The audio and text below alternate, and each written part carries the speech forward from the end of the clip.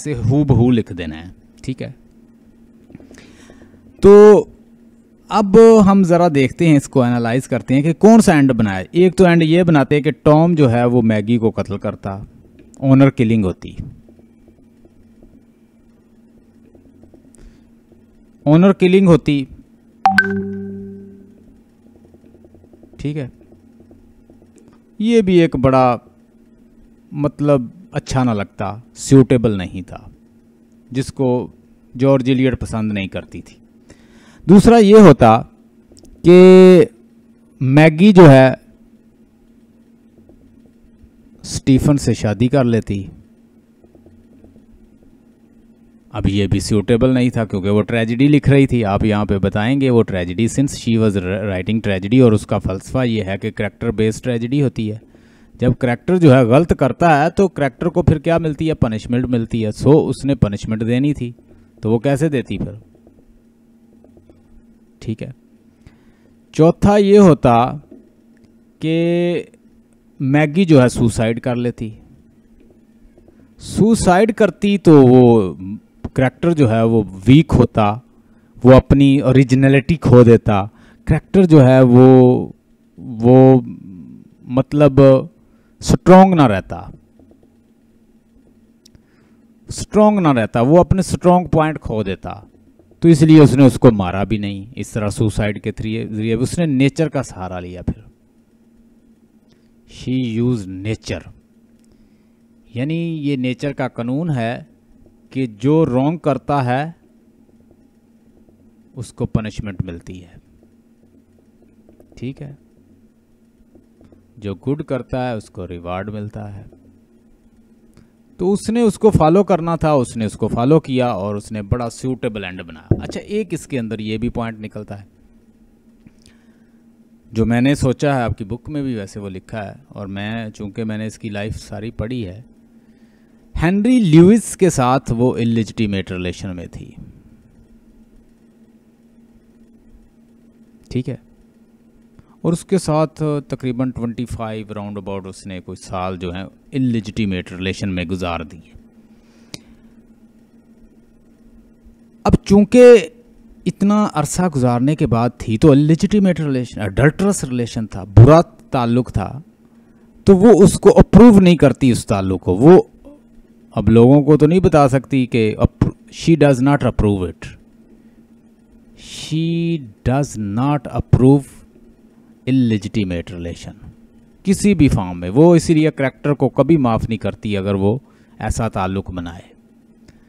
तो चूंकि वो हेनरी ल्यूइस के साथ खुद इलिजिटिमेट रिलेशन में थी और उसने वो वक्त गुजारा था, लोगों की बातें सुनी थी, स्कैथिंग रिमार्क सुने थे, बिटर रिमार्क सुने थे।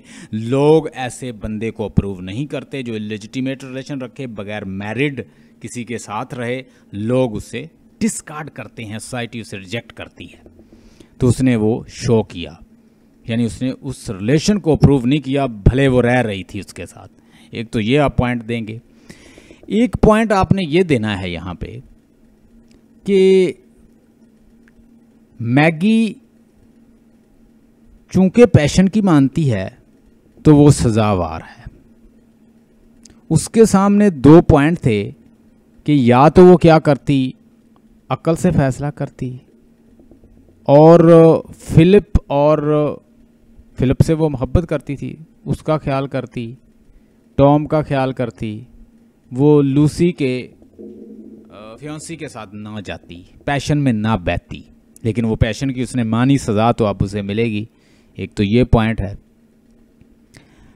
No other method Maggie's death would have been convincing, ये सारे पॉइंट मैंने बता दिए हैं। अनकंट्रोल्ड पैशन लीड टू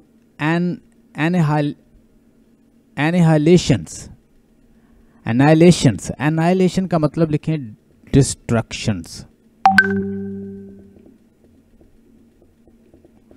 जब इंसान अनकंट्रोल्ड पैशन से लीड होता है तो वो एनाइलेशन की तरफ जाता है। इसको कहते हैं एनाइलेशंस।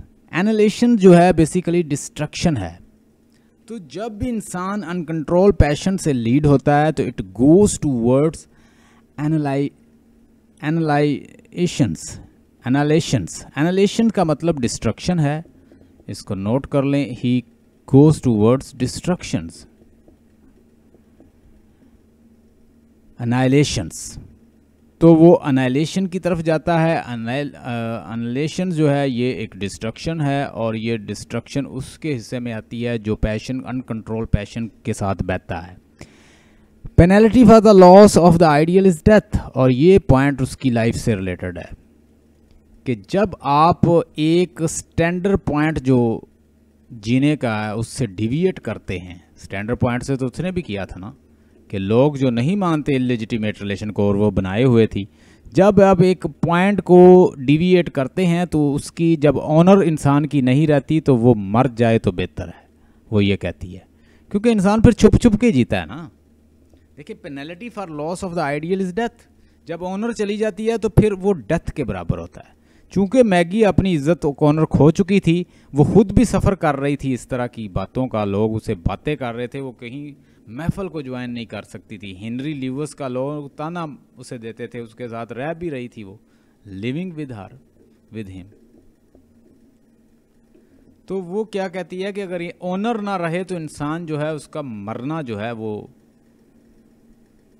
बेहतर है। तो यहाँ पे उसने मौत दी है, मैगी को जस्टिफाइड है। From personal point of view to end can be justified, Maggie had already socially died. अब देखें, एक सोशल पॉइंट ऑफ व्यू से भी मैगी जो है, मैगी की डेथ हो चुकी है। अब मैगी ना तो टॉम के साथ रह सकती है, ना वो ज़माने को मुंह से दिखा सकती है सोसाइटी को, ठीक है, ना फ्रेंड्स को, ना ल्यूसी को, ना वो स्टीफन के सामने जा सकती है। तो सब लोगों से तो वो दूर जा रही है, मतलब उसे कोई भी, किसी के सामने भी वो नहीं आ सकती अब। तो मैगी ऑलरेडी सोशली डाई हम कहेंगे तो वो तो पहले ही मर चुकी थी, सोशली डाइड। तो ये भी